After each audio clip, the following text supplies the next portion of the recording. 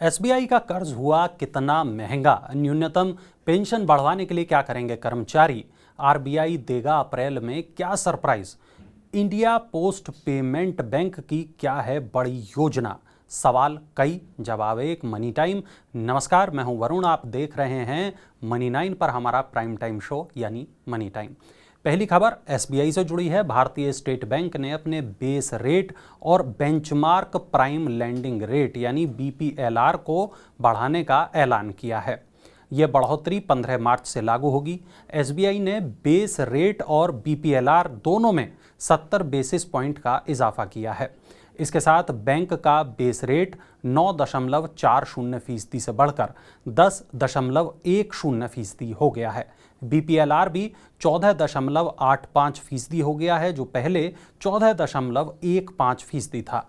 Bank के इस कदम से बीपीएलआर और बेस रेट से जुड़े कर्ज की ईएमआई बढ़ जाएगी।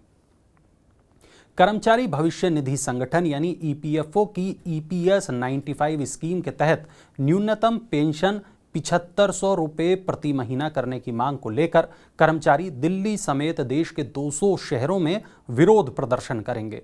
राष्ट्रीय संघर्ष समिति पिछले 7 साल से प्रदर्शन कर रही है।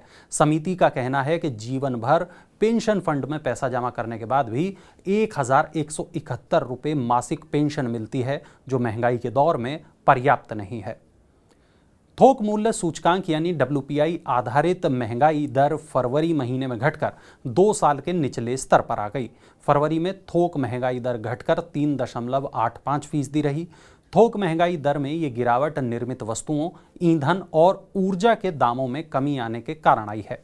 हालांकि इस दौरान खाद्य वस्तुओं की महंगाई बढ़ी है। विशेषज्ञों का कहना है कि आने वाले समय में जिंसों के दामों में नरमी से डब्ल्यूपीआई महंगाई और कम हो सकती है। अप्रैल में होने वाली आरबीआई की एमपीसी बैठक में ब्याज दर बढ़ने को लेकर बनी हुई है असमंजस की स्थिति।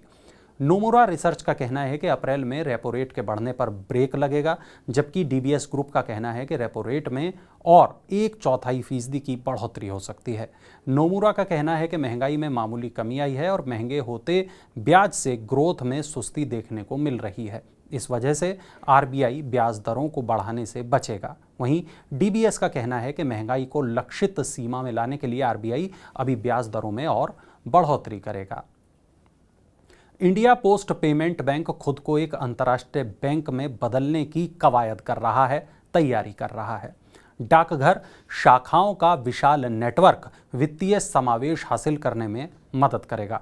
इंडिया पोस्ट पेमेंट बैंक जब 2018 में शुरू हुआ था, तब 80% लेन देन नकद में होता था। हालांकि अब टेक्नोलॉजी के विकास से 80% लेन देन डिजिटल होता है और 20% लेन देन नकद में होता है।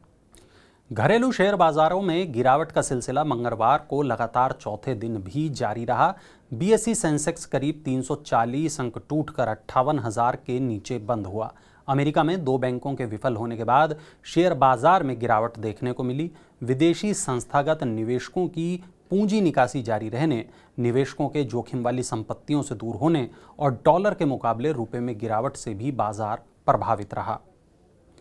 अंतर्राष्ट्रीय बाजार में मजबूत रुख के साथ दिल्ली में मंगलवार को सोने का भाव 480 रुपये और बढ़कर 57,380 रुपये प्रति 10 ग्राम हो गया। सोमवार को भी सोने की कीमत में 950 रुपये की तेजी आई थी। चांदी की कीमत भी 2150 रुपये के उछाल के साथ 66,900 रुपये प्रति किलोग्राम पर पहुंच गई। ईपीएफओ ने ज्यादा पेंशन की योजना के लिए आवेदन करने की आखिरी तारीख आगे बढ़ा दी है। ईपीएस 95 के तहत पात्र पेंशनर्स ज्यादा पेंशन योजना का लाभ लेने के लिए अब 3 मई तक आवेदन कर सकते हैं। सितंबर 2014 से पहले रिटायर हुए कर्मचारियों के लिए पहले आवेदन करने की आखिरी तारीख 3 मार्च थी, लेकिन पेंशनर्स की मांग पर केंद्रीय न्यासी बोर्ड ने आखिरी तारीख यानी कि लास्ट डेट बढ़ाने का फैसला लिया है। इंडसइंड बैंक ने बल्क एफडी पर इंटरेस्ट रेट बढ़ाने की घोषणा की है। 2 करोड़ से लेकर 5 करोड़ रुपए वाली एफडी पर ग्राहकों को अब पहले से ज्यादा ब्याज मिलेगा। बैंक 7 दिन से लेकर 61 महीने वाली एफडी पर सामान्य ग्राहकों को 4.90% से लेकर 7% तक का ब्याज देगा।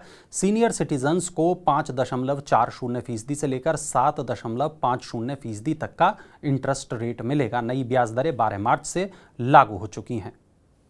भारतीय बैंक अपनी ब्याज दरों में अभी और बढ़ोतरी कर सकते हैं। इंडिया रेटिंग ने अपनी रिपोर्ट में कहा है कि अगले वित्त वर्ष में बैंक MCLR में 1 से 1.5% तक की अभी और बढ़ोतरी कर सकते हैं। पूंजी की कम उपलब्धता और वित्तीय लागत बढ़ने से बैंक ब्याज दर बढ़ाने जैसा कदम उठाएंगे। कारपोरेट और बिजनेस ग्राहकों को MCLR के आधार पर लोन मिलता है।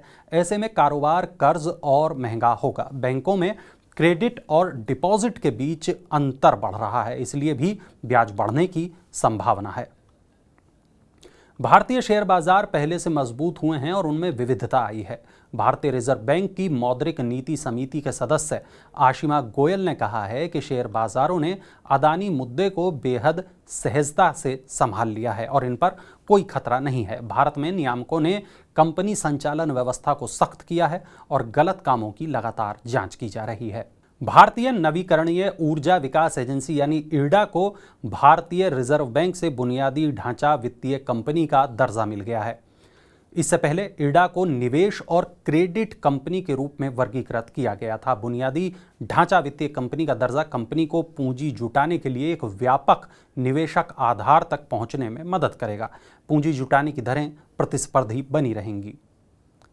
भारत के रेल मंत्री अश्विनी वैष्णव ने कहा है कि बुलेट ट्रेन प्रोजेक्ट अगस्त 2026 तक चालू हो सकता है।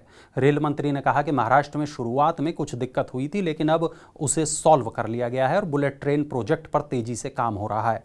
पिछले 1.5 साल में बुलेट ट्रेन प्रोजेक्ट के 154 पिलर तैयार कर लिए गए हैं और इस पर काम काफी तेजी से चल रहा है। सरकार ने अगस्त 2026 तक इसे चालू करने का लक्ष्य रखा है।